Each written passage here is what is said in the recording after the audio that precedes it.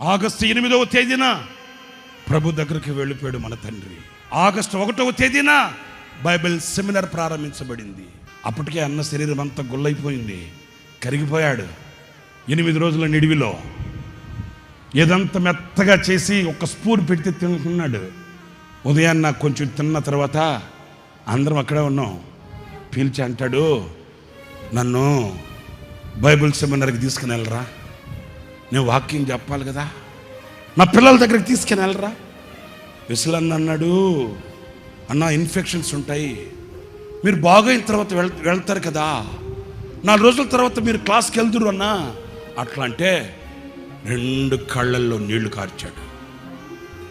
2 కళ్ళల్లో నీళ్లు కార్చి, రే నా పిల్లల్ని నేను చూసుకోకూడదా,